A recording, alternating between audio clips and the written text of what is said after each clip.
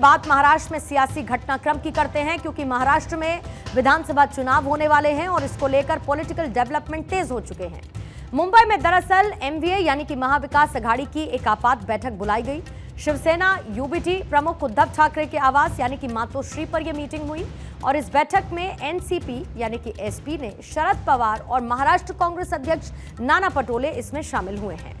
महाविकास अघाड़ी की मीटिंग को लेकर कयास इस बात के लगाए जा रहे हैं कि इसमें विधानसभा चुनाव के लिए सीट शेयरिंग और मुख्यमंत्री का चेहरा कौन होगा को लेकर चर्चा हुई।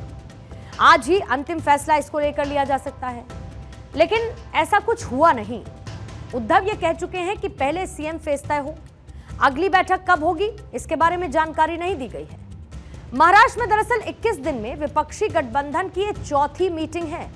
पहली बैठक 7 अगस्त को कॉमन मैनिफेस्टो, फॉर्मूला क्या होगा, आगे की कार्य योजना क्या है, इसको लेकर चर्चा हुई।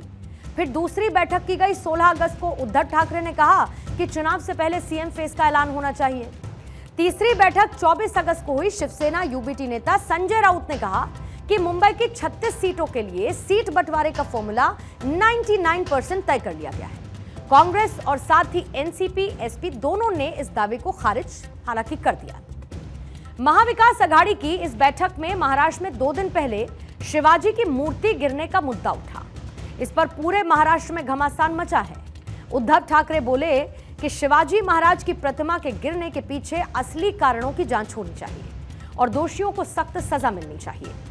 उद्धव ठाकरे ने कहा है कि भगत सिंह कोश्यारी समुद्र किनारे राजभवन में रहते थे, उनकी टोपी कभी नहीं उड़ी। शिवाजी महाराज की मूर्ति हवा से कैसे गिर गई?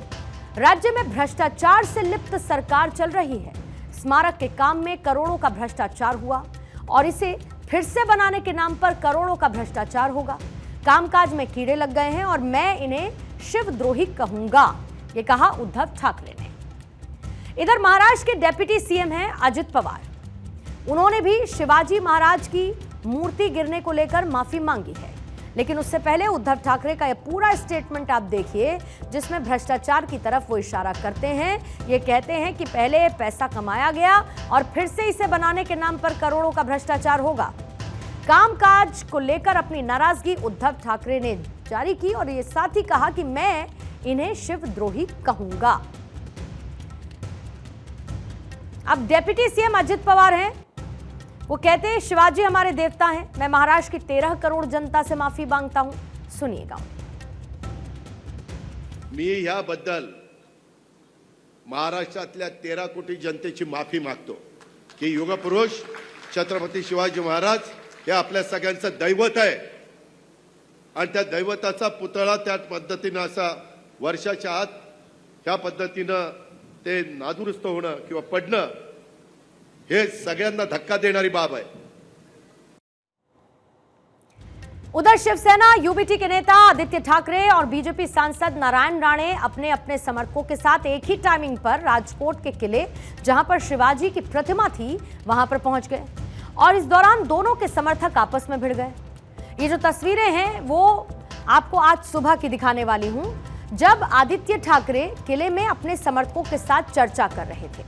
वो तस्वीरें अगर हमारे पास हैं तो तस्वीरें दिखानी चाहिए, क्योंकि दोनों के दोनों उस दौरान आमने सामने हो गए। ये आ गए वो विजुअल, 27 अगस्त के हैं, सिंधुदुर्ग के।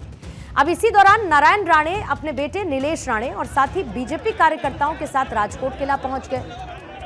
यहां पर तैनात पुलिस अधिकारियों से उनकी किस तरीके से बहस हुई और इसके बाद ठाकरे समर्थकों से राणे के समर्थक भिड़ गए। दोनों के बीच जमकर धक्का मुक्की होने लगी और जैसे तैसे पुलिस प्रशासन ने इन दोनों के समर्थकों को अलग करवाया और शांति को स्थापित किया।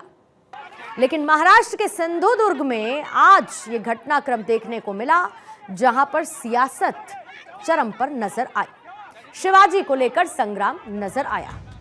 दरअसल 26 अगस्त को राजकोट जिले में छत्रपति शिवाजी महाराज की 35 फीट ऊंची मूर्ति गिर गई थी। सीएम एकनाथ शिंदे ने सिंधुदुर्ग में शिवाजी महाराज की 8 महीने पुरानी प्रतिमा गिरने के पीछे तेज हवाओं को जिम्मेदार ठहराया। मामले में कल्याण के कलाकार और कोल्हापुर के एक स्ट्रक्चरल कॉन्ट्रैक्टर पर गैर इरादतन हत्या का आरोप भी लग गया है। पीएम मोदी ने पिछले ही साल यानी कि 4 दिसंबर 2023 को नेवी डे के मौके पर शिवाजी महाराज की प्रतिमा का अनावरण किया था। भारतीय नौसेना ने शिवाजी महाराज की 35 फीट ऊंची प्रतिमा की डिजाइनिंग कंस्ट्रक्शन का काम भी करवाया था।